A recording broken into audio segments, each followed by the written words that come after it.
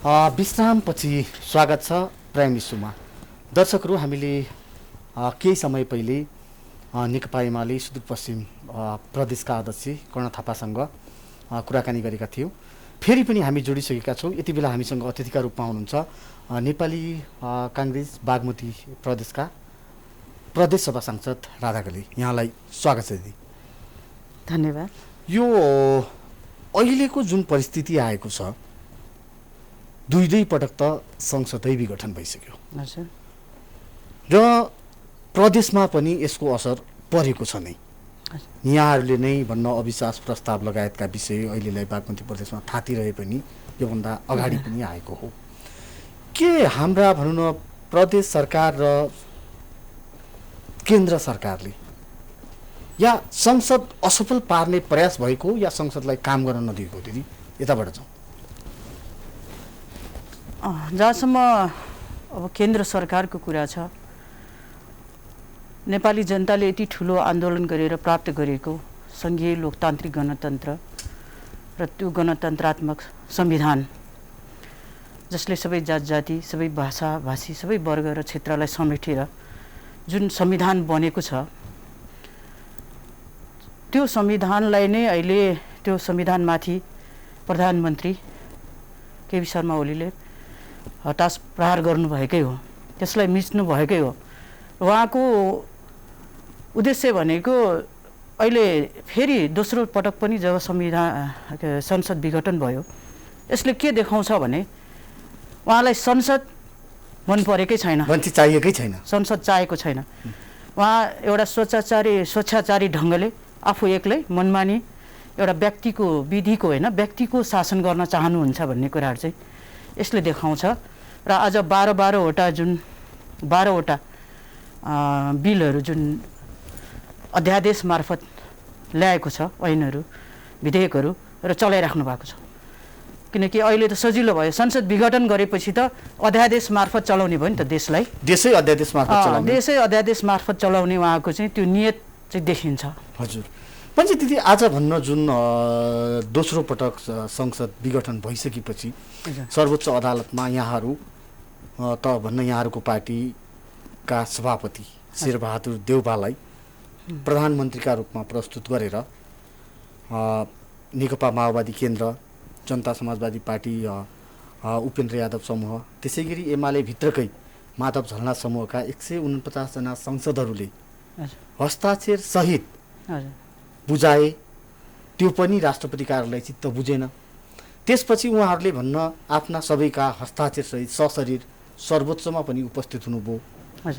त्यति भइसक्दा समेत आज भनौँ न पहिलो पटक ती रिटहरूमाथि जुन परेका रिट थिए, ती रिटमाथिको सुनवाईका क्रममा प्रधान न्यायाधीशले संवैधानिक इजलासमा लिनुभएको छ। न ती रिटमाथि भन्न जसरी यो पुनरावेदन हुनु पर्थ्यो या ती रिटमाथि जुन खालको जसरी भन्न विपक्षी गठबन्धनले माग गरेका थिए, सर्वोच्चले नै शेरबहादुर देउवालाई प्रधानमन्त्री करार गरोस् भन्ने खालका कुरा, यो त अट्कियो नि त। यो के सबै सेटिङका कारणले हो या यो के होला? अब यो चाहिँ के भयो भने देखिन्छ सेटिङै भएको जस्तो देखिन गयो आज आउँदाखेरि। किनभने जबकि 149 जना सांसदहरूले हस्ताक्षर गरेर जब राष्ट्रपतिज्यूले सबभन्दा पहिला त्यो 21 घण्टा दिन र रात मिलाएर जुन 21 घण्टाको चाहिँ समयावधि दिनुभयो, त्यो नै गलत थियो।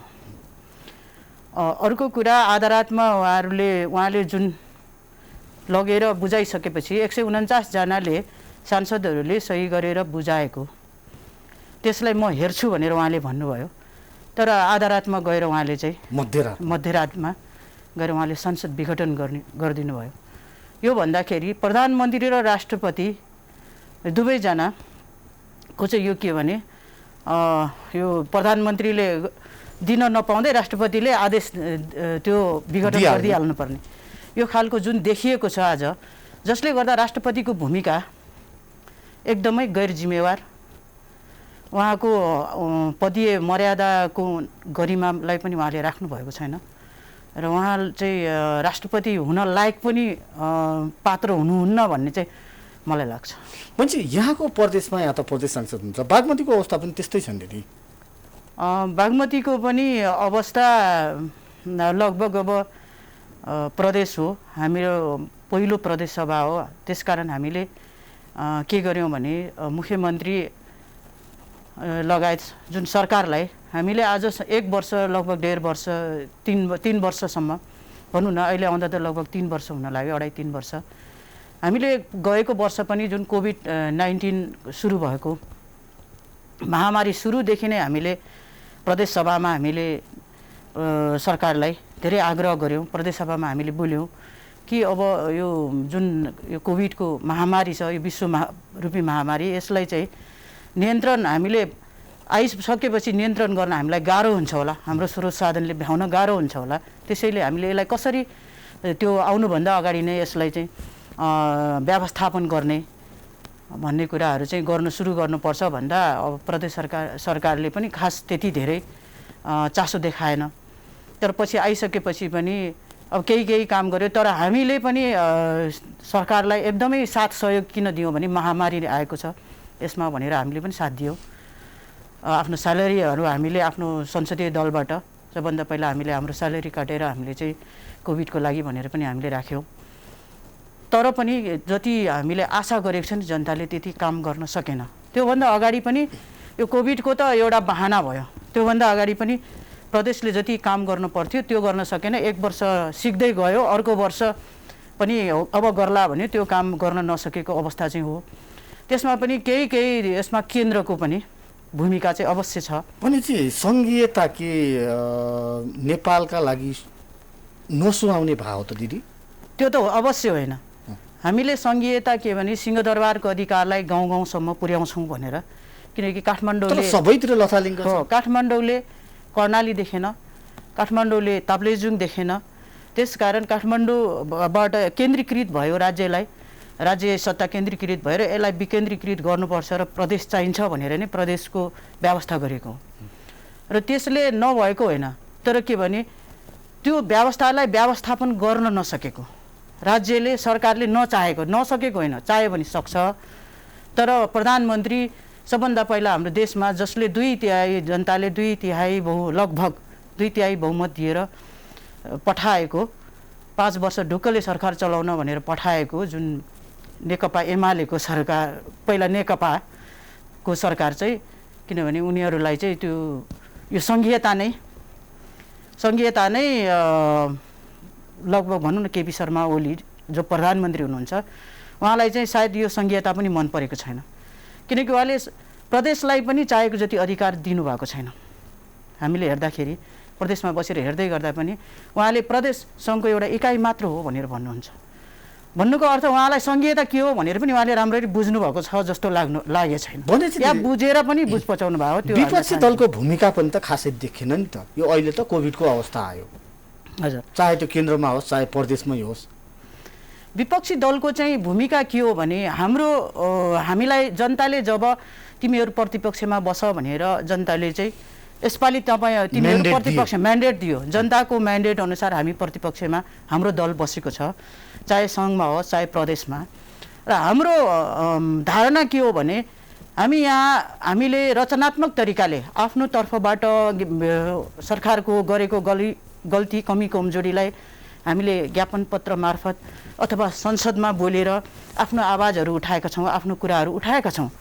तर हामीले सडकमा आन्दोलन किन गरेनौँ, टायर किन बालेनौँ, त्यो सडकको बार किन भत्काएनौँ भने त्यो हामीलाई चाहिँ के लागेको छ भने यतिखेर हामीले सरकारलाई लगभग साथ दिएर उनीहरूलाई काम गर्न दिनुपर्छ, किनकि यो यति धेरै ठुलो आन्दोलन गरेर प्राप्त गरेको सङ्घीय लोकतान्त्रिक गणतन्त्र हो र यो हामी नेपाली काङ्ग्रेस जिम्मेवार पार्टी हो। यो आन्दोलनको नेतृत्व पनि नेपाली काङ्ग्रेसले गरेको थियो। त्यस पछाडि संविधान सभाको नेतृत्व पनि नेपाली काङ्ग्रेसले नै गरेको थियो। पहिलो संविधान सभामा गिरिजाप्रसाद कोइराला नै हुनुहुन्थ्यो। जब पहिलो संविधान सभाले संविधान लेख्न सकेन, मतलब जारी गर्न सकेन, अनि दोस्रो संविधान सभामा जब नेपाली काङ्ग्रेस फेरि पहिलो पार्टी बन्यो, तोकिएको समयमा संविधान जारी गर्यो, नेपाली काङ्ग्रेसकै नेतृत्वमा भएको। त्यसरी नै जब संविधान जारी भयो त्यतिखेर मधेसले चाहिँ केही मधेसी दलहरूले आन्दोलन गरे, उहाँहरूलाई चित्त बुझेको थिएन। तर पनि यतिखेर त्यो समेतलाई मिलाएर फेरि नेपाली काङ्ग्रेसकै नेतृत्वमा निर्वाचन त भएको हो नि। नेपाली काङ्ग्रेसकै नेतृत्वमा तिनै तहको निर्वाचन भएर कमसेकम यो संविधानलाई सबै दलहरूलाई, मधेसवादी दलहरूलाई समेत मिलाएर जुन संविधान जारी भएको संविधानलाई त्यसलाई चाहिँ अब कार्यान्वयनको पक्षमा कार्यान्वयनको पक्षमा लानको लागि त तिनै तहको निर्वाचन पनि नेपाली काङ्ग्रेसमा शेरबहादुर देउवा नै प्रधानमन्त्री हुनुहुन्थ्यो। उहाँकै नेतृत्वमा, नेपाली काङ्ग्रेसको नेतृत्वमा भएको। मैले भन्न खोजेको के हो भने कि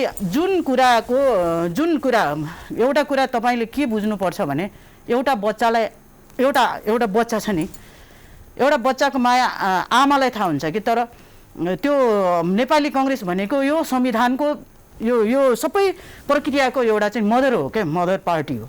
त्यसैले यो संघीयता, यो संविधान, यसको कार्यान्वयनको पक्षमा चाहिँ जति सक्छ जसले गरे पनि हामीले नेतृत्व गर्नुपर्छ भन्ने छैन। जसले नेतृत्व गरे पनि हाम्रो लागि यो संघीयता कार्यान्वयन होस्, यो नेपाल देश सुखी समृद्ध होस् र जनता चाहिँ सुखी होस् भन्ने हाम्रो धारणा हो।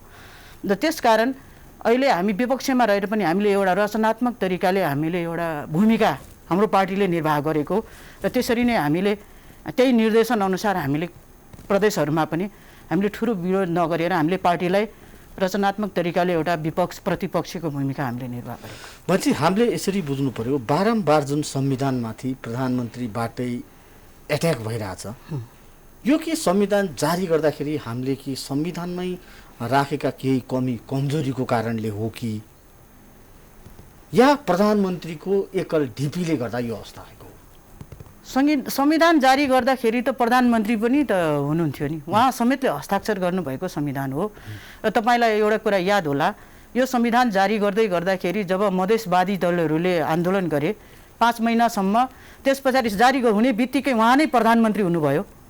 त्यतिखेर त उहाँ पनि सरकारमा हुनुहुन्थ्यो नि, उहाँको पार्टी पनि जारी हुँदाखेरि उहाँले पनि हस्ताक्षर गर्नुभएको छ। र यो सबैभन्दा विश्वको उत्कृष्ट संविधान हो भनेर उहाँले पनि भन्नुभएको छ। र उहाँ सँगसँगै उहाँ त्यो संविधान जारी हुने बित्तिकै त प्रधानमन्त्री उहाँ हुनुभएको थियो नि। र मधेसवादी दलहरू आन्दोलन गर्दै गर्दा जब चाहिँ त्यो नाकाबन्दी 5 महिनासम्म होइन नाकाबन्दी भनियो, तर हामीले त नाकाबन्दी नै त्यो गरेको त नाकाबन्दी नै थियो नि। र त्यो नाकाबन्दीको टाइममा उहाँ 5 महिना लम्बाउनु भयो।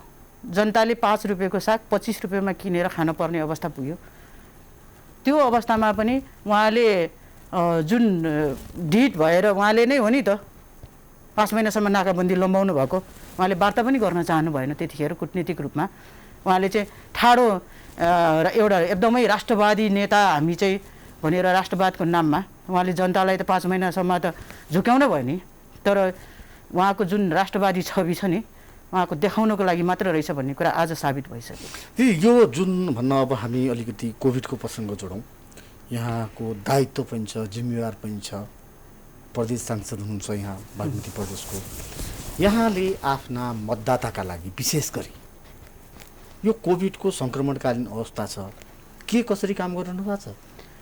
अब हामीलाई चाहिँ के छ भने प्रदेश सरकारबाट हामीले धेरै पटक भन्यौँ हामीलाई केही भूमिका दिनुहोस्, हामी प्रदेशको सांसदहरूलाई पनि भूमिका होस्, तर हुन त सांसदहरू कसैलाई पनि केही भूमिका छैन, हामीले आफै खोज्नु, हामीले खोज्दै गर्दा पनि केही न केही भूमिका हामीलाई पाऊँ भन्दाखेरि हामीले गएको वर्षमा पनि त्यो कुराहरू गरेका थियौँ। तर यो वर्ष त प्रदेश सरकार नै कहाँ हराएको छ खोज्ने बेला भएको छ, प्रदेश सरकारै छैन जस्तो छ प्रदेशमा। अब सङ्घको त यो गतिविधि हेरिराख्नु भएको छ, प्रदेशमा पनि अब त्यही हो, अहिले सत्ता कसरी बचाउने, कहाँ के खेल खेल्ने उहाँहरूको त्यसैमा अब लागिरहनु भएको अवस्था देखिन्छ। काम कसरी गर्ने, जनतालाई कसरी बचाउने त्यसमा छैन। हामीले व्यक्तिगत रूपमा भन्नुपर्दा अब यही हो, व्यक्तिगत रूपमा साथीभाइहरूले फोन गर्नुहुन्छ होइन, अब उसको मात्रै होइन प्रदेशको मात्रै होइन देशभरिकै साथीहरूले कहाँबाट केही समस्या भयो भने हामीलाई यस्तो समस्या पऱ्यो सहयोग गरिदिनु पऱ्यो, के को लागि भन्दा आइसियु पाएन, अहिलेको सबभन्दा ठुलो कुरा आइसियु पाएन, भेन्टिलेटर पाएन, ब्लड पाएन, ब्लड छैन होइन, यी सबै कुराहरू समस्याहरू छन्। यस विषयमा हामीले आफूले सकेको हामी गरिरहेछौँ। त्यस्तै हामीले हाम्रो क्षेत्रमा चाहिँ अहिले यो वेल केयर भन्ने एउटा यहाँ रातोपुलमा हाम्रै वडामै छ हस्पिटल। हाम्रो सङ्घीय सांसद गगन थापा हुनुहुन्छ, उहाँ हाम्रो त्यहाँ सङ्घको अब अर्को हाम्रो दाई हुनुहुन्छ दिव्यमणि दाई, हामी चार पाँचजना छौँ, हामी प्रदेश र सङ्घको 2 जना, प्रदेशको 3 जना, हामी सांसदहरू लगायत सबैले हामीले समन्वय गरेर त्यहाँ एउटा 25 बेडको हामीले त्यो हामीसँग चाहिँ त्यो आइसियु चाहिँ छैन, तर व्यवस्थित तरिकाले एउटा चाहिँ आइसोलेसन केन्द्र हामीले मतलब सबै अरू चाहिँ व्यवस्था छ आइसियु बाहेक। हजुर हजुर व्यवस्था गरेर एउटा बनाएको भर्खरै खोलेका छौँ। त्यो हामीहरूले आफ्नै तर्फबाट भनौँ न, क्षेत्रको साथीहरूले पनि सहयोग हुन्छ। त्यसरी नै हामीले एउटा ऐचो पैचो भन्ने कार्यक्रम पनि हामीले राखेछौँ। यो चाहिँ हाम्रो सङ्घीय सांसदको कार्यालयबाट हामीले समन्वय गरेर हामी त्यही 5 जना सांसद लगायत हाम्रो क्षेत्रीय सभापति र हाम्रो काङ्ग्रेसका सबै साथीहरू, पार्टीका साथीहरू सबैले मिलेर अनि हाम्रो 4वटा हाम्रो उहाँहरू आफ्नै गाडीहरू, अब कोभिड लागेको बिरामीलाई लैजानु पर्यो, एउटा एम्बुलेन्स गाडीहरूको पनि हामीले व्यवस्था गरेका छौँ। औषधिहरू पुर्याउनेदेखि लिएर डक्टरको अब सल्लाह लिने, फोन गरेर के कसरी गर्ने, कोभिड लागेको बिरामीलाई सरसल्लाह गर्ने, उहाँहरूलाई चाहिँ के औषधि दिने, अनि औषधि दिएपछि हाम्रो साथीहरू पुर्याउन जानुहुन्छ। त्यसरी हामीले चाहिँ त्यो खालको एउटा कार्यक्रम चाहिँ हामी सबै मिलेर सबैको समन्वयमा हाम्रो क्षेत्रमा चाहिँ हामीले गरेका छौँ। क्षेत्रको विषयमा अब छन् दिदी, यो कोरोनाको कुरा गर्ने बित्तिकै अहिले हामीले सामाजिक सञ्जालतिर हेर्ने हो भने नो भ्याक्सिन नो भोट एउटा अभियान नै आम मतदाताले तीव्र रूपमा चलाइसकेका छन्। किनकि जति पनि खोप लागेका छन् त्यहीमा यसको कोभिड भइहाल्यो भने पनि सङ्क्रमित भइयो भने नि अवस्था गाह्रो नहुने, सहज हुने भावनाले, त्यसले इम्युनिटी पावर बढाउने भावनाले यो जनताले खोप मागिरहेको अवस्थामा आफ्नो भोटसँग खोप साट्दैछ नि। अब खोप यो त सबभन्दा दुःखको कुरा, यो चाहिँ एकदमै विडम्बना होइन, कस्तो दुःखसँग भन्नुपर्छ। आज म एउटा प्रदेश सभाको सांसद हुँ होइन, हुन त सांसद हुँ र हामी त प्रतिपक्षमा छौँ। अब सरकारमा पनि अब विघटन भइसक्यो, केन्द्रमा सांसदै विघटन भइसकेको अवस्था छ। अहिले यस्तो अवस्थामा अब यो के एउटा एकजना व्यक्ति प्रधानमन्त्री सनकमा आएर क्या म प्रधानमन्त्री पनि सन्की हो र राष्ट्रपति पनि उहाँको मतियार हो क्या, 2 जना। उहाँहरूले चाहिँ यो यस्तो अवस्था, जबकि जनता सरकारले कहिले हामीलाई खोप ल्याएर यो कोभिसिल्ड खोप लगाएको फागुन 23 गतेबाट लगायो, 21 गते फागुनबाट लगाएको होइन, 10 गतेबाट। अनि त्यो कोभिसिल्डको अर्को मात्रा आएको छैन, डोज। अब त्यतिखेर के भन्यो भने 4 हप्तादेखि 12 हप्ताभित्र लगाउने भनेर भनेको थियो होइन। 12 हप्ता त कतिको त नागिसक्यो होला, कतिको अब यस्तो अवस्था छ कि अब अहिले खोप आउने निश्चित छैन, कहिले आउने ठेगानै छैन। अब त्यो एउटा खोप, त्यो 10 लाख त्यो व्यक्तिले लगाएको त्यो खोप, भारतले दिएको त्यो खोप कोभिसिल्ड, अब त्यो लगाएको 1 डोज लगाएको व्यक्तिले अर्को डोज अब त्यो 12 हप्ता नागेपछि लाउने कि नलाउने, अब त्यसले काम गर्छ कि गर्दैन, त्यो एउटा अन्यलको अवस्था। जनताहरू रोग र भोग सङ्क्रमणले रोग र भोगले यहाँ आक्रान्त भइरहेको अवस्थामा नागरिकलाई के गर्ने त भन्दा अब यसको उपचार छैन, त्यो अर्को कुरा हो। तर यहाँ भेन्टिलेटर छैन, आइसियु छैन, त्यो के अरे ग्यास छैन, त्यो छैन, अक्सिजन छैन, अक्सिजन नपाएर हस्पिटलमा मान्छे पुग्लु मरिराखेको अवस्था छ। यस्तो अवस्थामा अनि यो चाहिँ गर्न नसक्ने सरकार, अनि गर्ने के भन्दा त निर्वाचनको घोषणा गर्ने होइन। र निर्वाचन अरबौँ रुपियाँ, कति अर्ब लाग्छ, 35 गएको निर्वाचनमा 37 अर्ब लाग्यो भनेको, त्यो त व्यक्ति बाहेक हो, सरकार राज्यको पैसा होइन भनेपछि अर्ब रुपियाँ खर्च गरेर चुनाव गराउने, घोषणा गर्न सक्ने, निर्वाचनमा जाने भन्ने, तर जनतालाई ल्याएर खोप चाहिँ ल्याएर दिन नसक्ने। अब यो अवस्था चाहिँ, अनि खोपमा पनि के गर्छ, कमिसन होइन, आयो नि भ्रष्टाचार, जरा चाहिँ कमिसन पाएन, कामै हुँदैन। दिदी, हामी कार्यक्रमको अन्त्यतिर अवस्था छ। हाम्रा आम दर्शकहरूलाई के भन्नुहुन्छ यहाँ? आम दर्शकहरूलाई अब के भन्न चाहन्छु भने, अब एकदमै ठुलो विश्वव्यापी कोभिडको महामारी छ र यसमा सबैभन्दा पहिला राज्य अहिले छ कि छैन, देश अहिले राज्यविहीन अवस्थामा देखिएको छ र आफ्नै सत्ता र उसको मोहमा एकदमै लुलुप्त भइरहेको अवस्थामा हामी आफै हाम्रो आफ्नो तर्फबाट हामी सेफ रहेर कसरी हुन्छ आफै आफ्नो सुरक्षा अब अहिले आफैले गर्नुपर्ने अवस्था छ र उहाँहरूलाई म त्यही आग्रह गर्न चाहन्छु। र अर्को कुरा एकदमै अब सजग रहन राजनीतिक रूपमा पनि जुन देशमा जुन राजनीतिक अवस्था अहिले संसद विघटन गरेर संसद पनि छैन, किनकि तपाईँहरूको जनताको प्रतिनिधिहरू जो संसदमा गएर आवाज उठाउने ठाउँ पनि प्रधानमन्त्रीले विघटन सकेको अवस्था छ। त्यसैले यो अवस्थामा अब जनताले पनि सोच्नुपर्ने बेला भएको छ कि हामीले दिएको 2/3 बहुमत जुन नागरिकले दिनुभएको थियो त्यसको अपमान पनि भएको छ। र त्यसैले अबको अवस्था भनेको अहिले अब हामी सडकमा आन्दोलन गर्न सक्ने अवस्था त छैन, तर हामीले मनन गर्नुपर्ने अवस्था चाहिँ छौँ कि हामी अब आफै पनि यतिको अवस्थामा राजनीतिक रूपले पनि चेतनशील हुनुपर्ने र अब अहिले स्वास्थ्यको उसमा पनि आफ्नो स्वास्थ्य मापदण्ड अपनाएर एकदमै सुरक्षित रहनु होला, स्वास्थ्य रहनु होला भन्ने चाहिँ एकदमै अब स्वास्थ्य रहनको लागि सुरक्षित रहनु होला। अब एकदमै स्वास्थ्य मापदण्ड अपनाएर आफै सुरक्षित हुनुपर्ने अवस्था, किनकि हामीले अहिले राज्यले त केही गर्नै सकेको छैन, त्यसैले आफै नै सुरक्षित रहनुपर्ने अब यस्तो अवस्था चाहिँ नि नागरिकहरूलाई पनि समस्त म यो टेलिभिजन हेरिराख्नु भएको सबैलाई म जनतालाई यही आग्रह गर्न चाहन्छु कि अब हामी आफै सचेत रहनुपर्ने अवस्था आएको छ। यही भन्न चाहन्छु। यहाँको अमूल्य समय र विचारका लागि यहाँलाई धेरै धेरै धन्यवाद। धन्यवाद मलाई पनि तपाईँ सहित प्राइम टिभीलाई कि मलाई यहाँ बोलाएर आफ्नो केही कुराहरू राख्ने मौका दिनुभएको छ। धन्यवाद। हवस् त, अहिले प्राइम इस्यु यति नै। हामी नयाँ अतिथि र नयाँ विषयका साथ फेरि उपस्थित हुने नै छौँ। तबसम्मका लागि बिदा दिनुहोस्। नमस्कार।